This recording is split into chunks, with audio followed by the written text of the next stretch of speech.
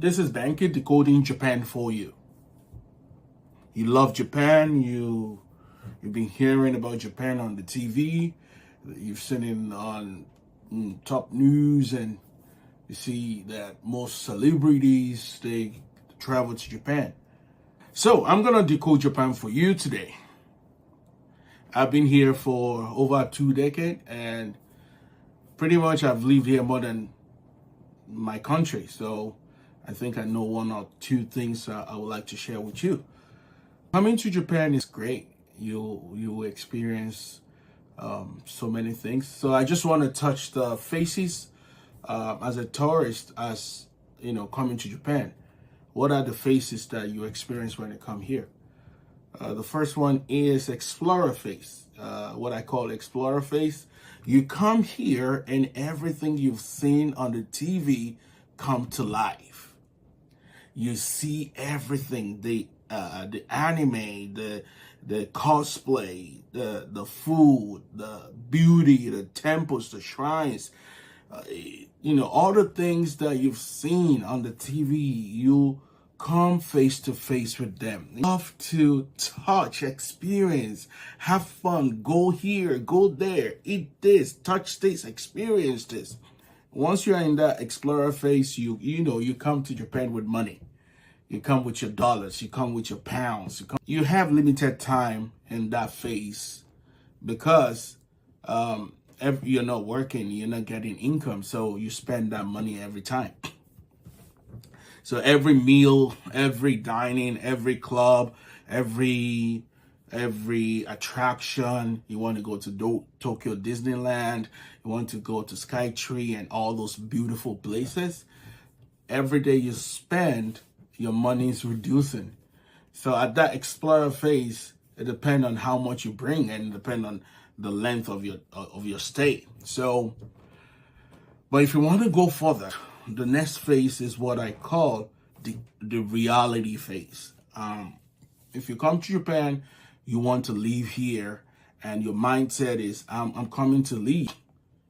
Then once you leave that explorer phase, having the most fun of that phase, the reality now comes in. The reality is you need to find a place to live. The reality is you need to find a way to live here legally. Your visitor visa to a temporary visa. And that's a lot of work to do. That's, you have to find, probably you have to find work to be able to sponsor you. And also you have to rent a place to stay. So the reality is, for you to leave here, everything becomes different from what you have already known in your home country. Everything changed. The way things are done here is different from the way it's done in the West. The way things are done here is totally different from the way you know it. So you have to now understand, where do I go? How do I get things done? How it is done here. You have to learn how things are done in Japan. And that alone takes time. So when the reality comes in, the reality phase, you need to open a bank account. You need to get a place to live. You need to register your residency with your city office. All the process takes time, and you really need to find someone that knows the system to be able to help you. So that's in that stage, you have to get someone. You definitely need someone that is on ground, living here, speak the language, to be able to help you out or to be able to assist you in whatever you want to do to be able to get through that phase. That phase takes time. Without knowing anyone, it's hard. Without speaking the language, it's hard for you just to walk into a real estate company and you say you want to rent a place. And also remember, they really want to know how much you're earning. Nobody wants to rent a house to you if they know you're not earning any amount. You're not earning any money in Japan. So it's really hard in the beginning. And in Japan, in that process of getting a place, you need a guarantor. A guarantor is the person that will put their ID down for you, that if you default in the payment, the guarantor will pay for it.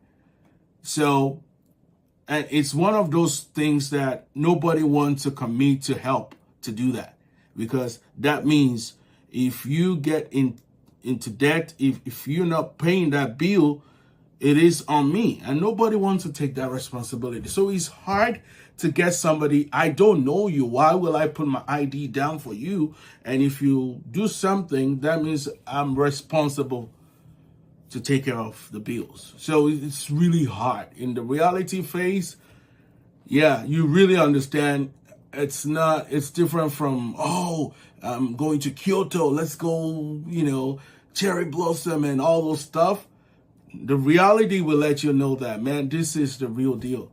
All right, let's move on to the next phase of living in Japan.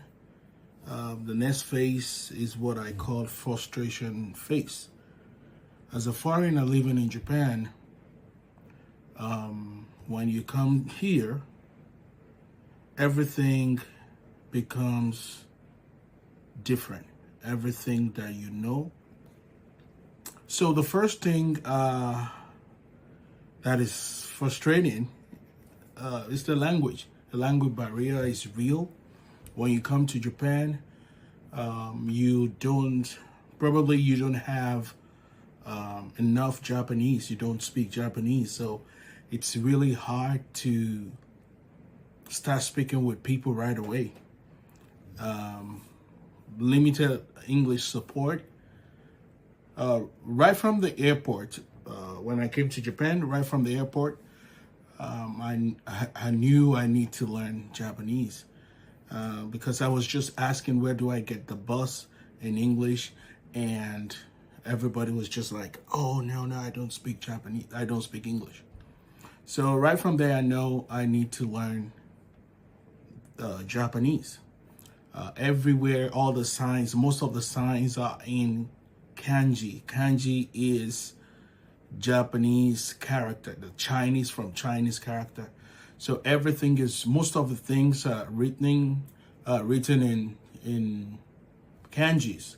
So you might not find English on the board. You might not see, if you drive, you might not see. But recently, they have a lot of English written on the board. When I came in about 20-something years ago, pretty much everything is in kanji. So that might be frustrating as you're coming in, transitioning to living in Japan. That might be really, really challenging in the beginning. And also speaking and listening, communicating with Japanese. You want to get on the taxi, you want to express yourself, or you want to ask for direction. It is really difficult, because you might not find those that speak English around you. And one thing again that I noticed when I newly came was, even though some of Japanese, they speak really good English, but they just don't want to make mistakes. So you might find someone that will say, oh, I don't know how to speak English, but at the end of the day, they speak really well. So yeah, those are things that you might experience in the beginning. Most of the things here, most of the forms, if you go to, let's say, your residency procedures, you want to apply for something, most of those forms are in Japanese. Or you will need someone that will help you to read it, explain it to you in English. So it's really difficult. Those are frustrating things. Opening a bank, before you go to a bank, they will ask you, why do you need to open this bank? What is the reason for it? Also, you will have to get a personnel seal. It's like a stamp. You have to dip it in a red ink, and that is for you. It's your personnel seal. Nobody carries that only you. So before you register a bank, you have to have one personnel seal that you've already registered at the city office. So those process and things, how things are done, they are frustrating because it's totally different from what we know. Let's go to housing. You want to get a house, you want to rent a house, you need, we call it key money. You have to deposit some money, like a security amount. Most of the time, let's say your house rent is 100,000 yen per month. They will ask you for 1 month deposit, 1 month for security, 1 month for the owner of the building, just to say, I need to rent your house. Please, this is for you. It's like a gift. It's not coming back. So those are the things. At the end of the day, you might eventually have to pay like 4 months or 5 months to rent a place. So if you want to rent a place that is 100,000 yen, you might end up paying about 400,000 or 500,000, depending on the amount of deposit and the amount of money you have to pay. Some of the real estates, they will say, oh, you don't need to pay the deposit, or you don't need to pay. Some might even ask for 2 deposits. Some might ask for 4. Some might ask for 3. So if you don't know how things are done, it's pretty much difficult in the beginning. As what I said in the reality phase, we need guarantor here. Everything we do, we need somebody to put the ID for you, to sign for you. In case you default, then that person is responsible for you. It is a different system here. So a lot of cultural expectations. There's some things that, let's say when you come into a Japanese house, there's a higher place and there's a lower place. So your shoes, you don't come inside the house with your shoes on. So you have to take it off. Those are all those cultural things that we have to learn as you come to Japan. Let's move on to workplace culture. You might get frustrated when you come. There are a lot of unspoken rules in Japan. A lot of things that they won't tell you. In the Western world, when you finish 5 o'clock, 5 p.m. is 5 p.m. 5 o'clock, I gotta go.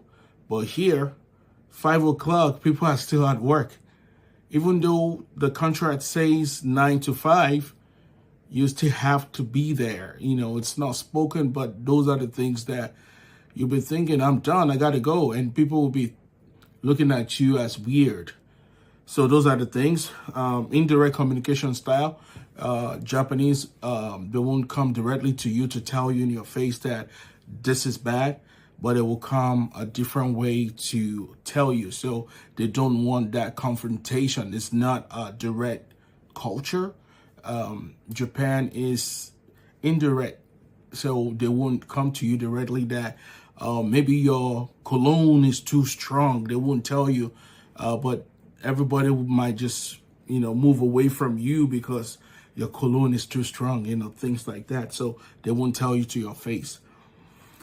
Making friends might be frustrating. If you are the type that easily make friends, yes, you might find some friend, but to really find friends that are at the deeper level is hard. You might end up going solo, be comfortable to be by yourself, be comfortable to just know that these friends are for this purpose. Probably if you're drinking, you might have friends that you just drink with. If you have just people that you talk to, but at the deeper level, I see that people don't really want to commit to that kind of friendship that, we know back home or in your home country. Cost of living, when you come to Japan, things might be different. Some things are cheap here, and some things are like way above what you know. So that might be frustrating. Also, when it comes to buying things, like if you're big, the big type with big shoes, you find out that when you go to the store, most of the sizes might be around 28, which is like size 9, size 9.5. Like I'm wearing size 10, and I don't see my size often. So either I buy from abroad, or I'm fortunate to find a shop that carries my size, and I'll immediately buy like 2 pairs or 3 pairs at the same time. That's what I do. You might get frustrated at that frustration phase when you go to the hospital. Most of the doctors speak Japanese. They will explain to you your condition in Japanese. You might find someone that will translate, but it won't be as if an English speaking doctor is speaking directly to you, just like in your home country. And that is, if you don't really understand, it's still one of those things that I still have to go through to here as a foreigner living in Japan. I don't know all the terms and medical terms, so when they ask me or they tell you something, then you have to either search for it, or if you're fortunate to meet English speaking doctor that will explain to you, or look it up on the dictionary or on their phone or something like that. That is how you get your medical things. And most of when you do like let's say you do like your yearly checkup, everything is written in Japanese. So you have to find a way to translate it, or to find a way to identify most of those kanjis, those character, to be able to know, okay, this is talking about the zinc in my iron in my blood. This is talking about the level of the sugar. This is talking about your weight, your BMI, and things like that. So in the frustration phase, I think it's the hardest. The next phase is what I call morphing phase.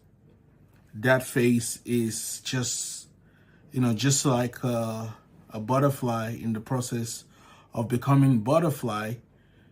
They stay in cocoon, and at that stage, you feel like, okay, this is who I am. It's more of the mindset. When you come to Japan or you decide to leave, you have to morph. You have to become someone that will want to live in Japan. If you watch anime, you watch Power Rangers or all these superheroes, they get to a time that they morph, they become. So you begin to change your mindset. Okay, I know it's hard to learn Japanese. I don't know all this character, but I'm gonna try. I'm gonna try the food. Okay, I won't, even though I've never tested this. I've never tasted this. I've never tested this. I've never tried this thing, but I would try to do it. I would try to learn. I would try to speak with people. I would try to learn Japanese. I would try to bow. I would try to use chopstick. So I think it's a mindset that everyone that really want to enjoy their time in Japan has to go through. You have to morph to become the new you. You'll have to find, if you're not patient enough in your home country, if you are the do it now type, Japan might slow you down at some point. So you have to learn to morph to be able to turn into the new you, to find the new you, to find that peace that you're able to learn new things, you're able to go through, because everything you meet every day as you newly come, everything is new to you. So you want to get to a point of redefining yourself, or finding yourself, something like that. That is that morphing phase. It's easy to quickly transition. It's just a mindset. For me, when I came, And after I noticed that everybody just want to speak to you in Japanese, I started finding what to do. How do I speak with people? Even from the first day, what can I say? What is the right way? How do you say something? So those are the things that from the first day I tried to start learning, asking people, how do you say this in Japanese? You say something in English, you ask them, how do I say this in Japanese? It's just that mindset of learning. So that's the morphing phase. It's easy to quickly leave that phase and transition to the learning phase. So the learning phase is throughout your lifetime in Japan. And no matter how long you've been here, there's still some things that you have to learn. You have to learn everything new every day. I still see some kanji characters I don't know. I still hear some words. Maybe I know how to use it in a different way, but I've never heard in. And also it depends on the kind of setting you are. If you in business space, it might, they might use some Japanese that you might not get to know. So every day is learning. So that leads us to the learning phase. Learning phase goes from learning the language, how to say basic good morning, good afternoon, good evening, thank you, please. I don't understand, all those basic communication. You learning how to do things. Every day is learning here, man. Every day is learning. You learn how to do things, how to put your trash out, the right day for this trash, the right day for this one. When you have family in Japan, the right school for your child. A lot of things that you have to learn, and it's forever. It's forever. I'm still learning new things every day. I'm still meeting people that will say something that will be like, what did you just say? They have to rephrase it, then I understand what they say. So no matter how your Japanese is good, I speak pretty well, but no matter how your Japanese is, you still find something that you learn about every day. So when you look at all these phases, you see that that frustration phase is every day. Learning phase is every day. And I don't know, you just go through it. And the more you try to learn, the more you become not like Japanese, but the more you find yourself, the more you now understand that I can speak English, I can speak Japanese, I can understand the nuances, I can understand when they joke, when they laugh. I truly understand, I can truly communicate. So it takes time, it takes years. Those are the phases of life in Japan.